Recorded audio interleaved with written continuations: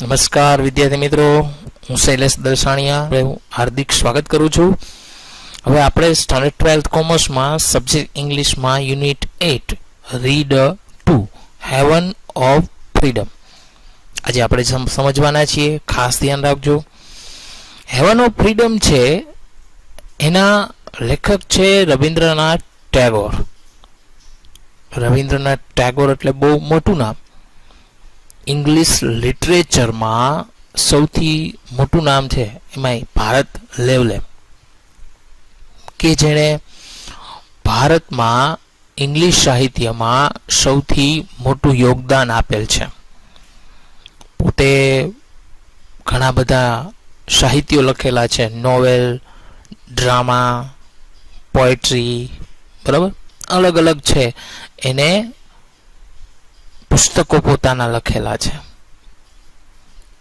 એનું મહાન જો કોઈ પુસ્તક છે તો એ છે એક નોવેલ છે જેનું નામ છે ગોરા, બરાબર.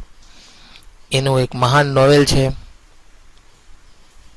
એક પોએટ્રી છે કે જેને એ પોએટ્રી દ્વારા છે એને વર્લ્ડ લેવલનો નોબેલ પુરસ્કાર એને પ્રાપ્ત થયેલો. તો હું શૈલેષ દલસાણીયા ફરીવારમાં આપનું હાર્દિક સ્વાગત કરું છું. A unique way to learn English. Standard 12 commerce English text book unit 8 read 2 haven of freedom. સૌથી પહેલી વસ્તુ છે કે આ હેવન ઓફ ફ્રીડમ એનું મિનિંગ શું થાય? તો હેવન એટલે સ્વર્ગ, ઓફ ફ્રીડમ, ફ્રીડમ એટલે આઝાદીનું સ્વર્ગ. અહીંયા રવિન્દ્રનાથ ટાગોરે છે એ આઝાદ દેશ કે પ્રદેશ કે રાજ્ય કેવું હોવું જોઈએ એની અહીંયા કન્સેપ્ટ કીધો છે. કે આઝાદ પ્રદેશ છે એના લોકો કેવા હોવા જોઈએ, ત્યાંનું સરકાર કેવી હોવી જોઈએ, ત્યાંનું સોશિયલ એટમોસ્ફિયર કેવું હોવું જોઈએ, એના વિશે છે અહીંયા રવિન્દ્રનાથ ટાગોરે છે ચર્ચા કરી છે. આપણને તો ખબર નથી, આપણે તો અંગ્રેજોની છે ગુલામીમાં નથી રહ્યા. હા, અમુક મોટી ઉંમરના હશે, કદાચ અંગ્રેજોની ગુલામી ભોગવી હશે, એટલે આપણે ગુલામીમાં નથી રહ્યા, એટલે કદાચ આપણને આઝાદીનું મહત્વ છે ઓછું સમજાય, એવું બની શકે. પણ ખરેખર આઝાદી છે એ એક આપણા લાઈફનો, એમ કહેવાય ને કે એક મહત્વનો ભાગ કહેવાય. આજે જોજો તમે, ઘણા બધા લોકો આઝાદીમાં ફરે છે. આપણે ખુદ ભારત એક ડેમોક્રેટિક, એક લોકશાહી કન્ટ્રી છે કે જ્યાં લોકોને જવું છે ત્યાં જઈ શકે છે, અભિવ્યક્ત કરવું છે તે અભિવ્યક્ત કરી શકે છે. ધર્મ, સંસ્કૃતિ, એજ્યુકેશન, બધી જગ્યાએ ફ્રીડમ છે. અહીંયા પોએમનું નામ હેવન ઓફ ફ્રીડમ સામે આઝાદીનું સ્વર્ગ, કારણ કે જ્યાં આઝાદી છે એ સ્વર્ગ સમાન છે, બરાબર. જ્યાં આઝાદી છે તે સ્વર્ગ સમાન છે. ત્યાં કોઈ જાતનું બંધન, કોઈ જાતના કહીને કે અત્યાચાર હોતા નથી, એવું અહીંયા રવિન્દ્રનાથ ટાગોરે સમજાવેલું છે. તો મિત્રો સ્ટાર્ટ કરીએ છીએ રીડ 2 હેવન ઓફ ફ્રીડમ, જેના લેખક છે રવિન્દ્રનાથ ટાગોર. અહીંયા 5 છે તમને લાઈન આપેલી છે. ભાષાંતરમાં, ટ્રાન્સલેશનમાં વ્યવસ્થિત છે, બધા ધ્યાન રાખજો, જેથી કરીને ટ્રાન્સલેશનમાં પ્રોબ્લેમ્સ ન થાય. આના ઉપરથી પ્રશ્નો પણ આવશે, એ પણ જોશું આપણે. પણ પ્રશ્નો ક્યારે સમજાશે? કે જ્યારે આપણને વ્યવસ્થિત ભાષાંતર છે આવડતું હશે ત્યારે. તો લેટ સ્ટાર્ટ. અહીં રવિન્દ્રનાથ ટાગોર છે, પહેલી જ પંક્તિમાં શું કહે છે કે where the mind is without fear. Mind નો મીનિંગ શું થાય? વિચારો. ઇઝ વિધાઉટ ફિયર, ફિયર એટલે ડર. ફિયર નો મીનિંગ શું થાય? ડર. કે જ્યાં વિચારો છે ભય મુક્ત હોય. તો જો આઝાદ હશે ને, જે પ્રદેશ કે દેશ કે જે આઝાદ હશે ને, ત્યાં છે ને વિચારો ભય મુક્ત હોય, કોઈને ભય ન હોય. અને જ્યાં ભય મુક્ત વિચારો હોય ત્યાં અભિવ્યક્તિ પણ સારી હોય. માની લો કે આપણા મનમાં જે છે આપણે બોલી શકીએ છીએ, આપણે બોલવામાં કોઈ જાતનો ભય નથી લાગતો, બરાબર.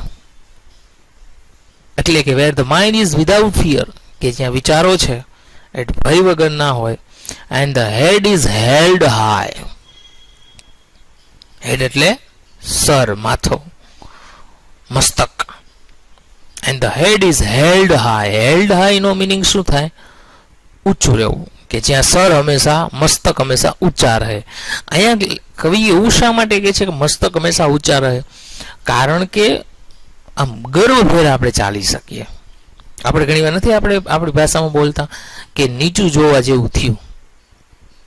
નીચું જોવા જેવું થયું એટલે કે આબરૂ ગઈ, બરાબર. પણ જ્યાં આઝાદી હોય ત્યાં મસ્તક હંમેશા ઊંચા જ રહે. આપણે અંગ્રેજો સામે ઘણી વાર મસ્તક ઝુકાવેલા છે.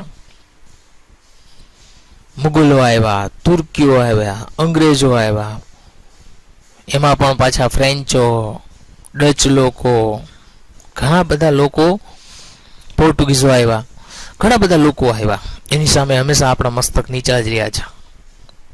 શા માટે છે? હા, અમુક લોકોએ એની સામે લડ્યા પણ છે અને મસ્તક હંમેશા ઊંચા રાખીને ગર્વભેર ચાલ્યા છે.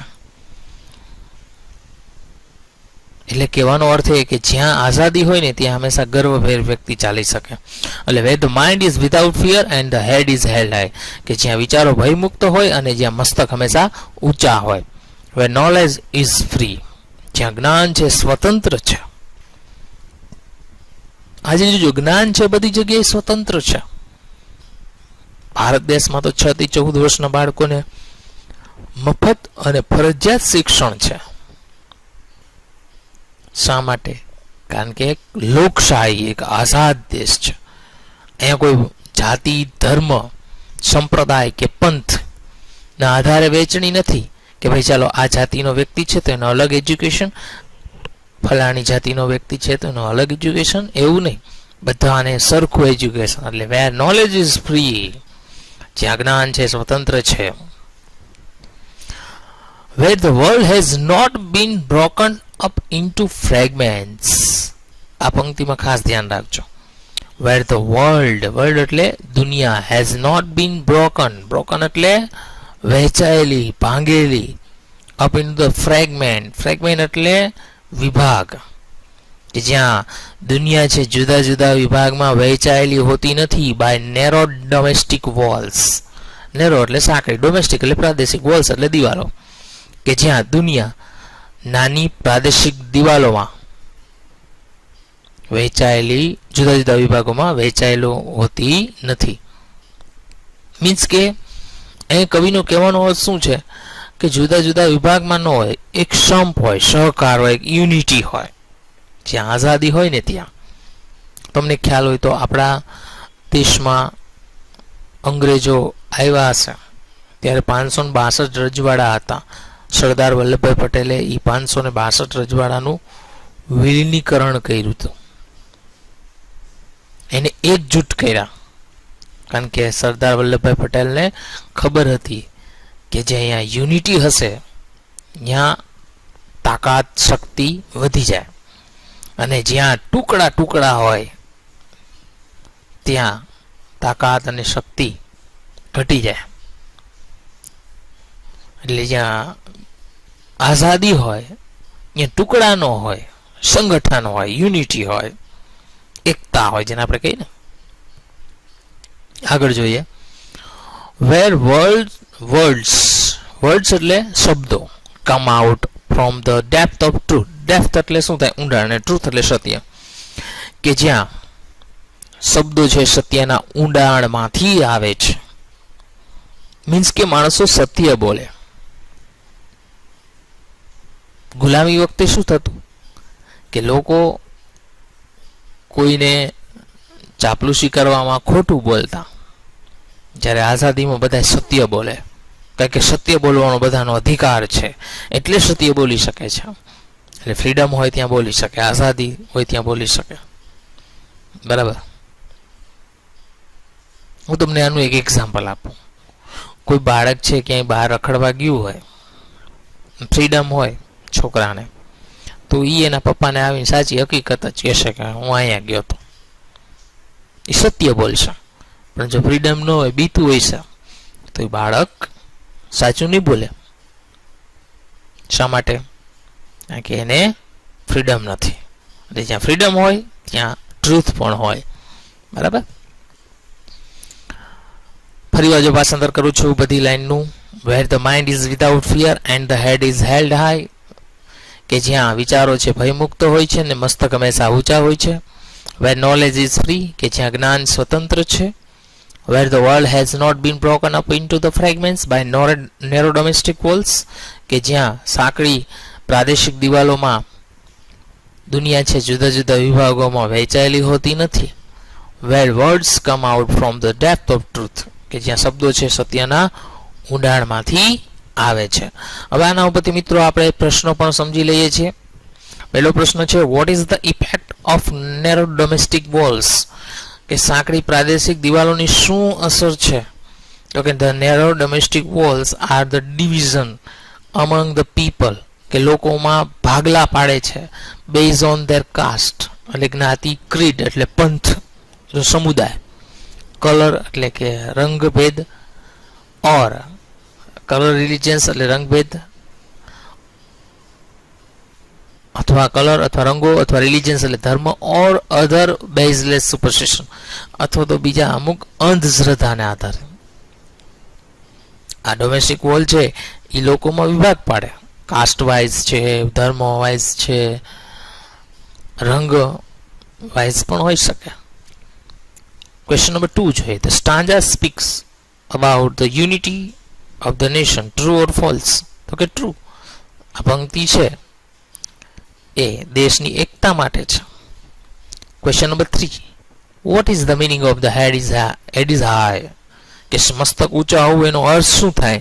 તો કે the meaning of head is held high means one feeling proud to oneself, કે કોઈ વ્યક્તિ છે પોતાની જાતે ગર્વ અનુભવે, or lead life in the high esteem, અથવા તો પોતાના જીવનને આગળ લઈ જાય.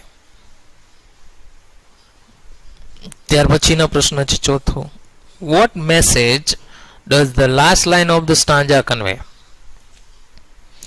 કે છેલ્લી પંક્તિનો અર્થ શું છે? The last line of the stanza convey that one should strive work very hard to achieve perfection. In this line, Tagore has conveyed the significance of labor. પણ મિત્રો આ પ્રશ્ન છે એ નેક્સ્ટ લેક્ચર માટે છે. બરાબર. એટલે આ પ્રશ્ન આપણે ત્યારે સમજીશું. તો ક્વેશ્ચન નંબર 5 જોઈએ. How can the world be broken up into the fragments, કે દુનિયા છે જુદા જુદા વિભાગમાં કેવી રીતે વેચાઈ શકે? અકોર્ડિંગ ટુ ધ પોઈટ, એટલે કવિના મત પ્રમાણે. અકોર્ડિંગ ટુ ધ પોઈટ, કવિના મત પ્રમાણે, ધ વર્લ્ડ છે can be broken up into the fragments by narrow domestic walls, કે જુદા જુદા વિભાગોમાં વહેંચાઈ શકે છે. ફોર એક્ઝામ્પલ, restricted thoughts, અમુક સંકુચિત વિચારોને આધારે. સંકુચિત વિચાર હોય એટલે આપણે વેચાઈ જાય. હંમેશા એક વસ્તુ યાદ રાખવાની કે આપણા વિચારો છે રિસ્ટ્રિક્ટેડ ન હોય છે. આપણા વિચારો છે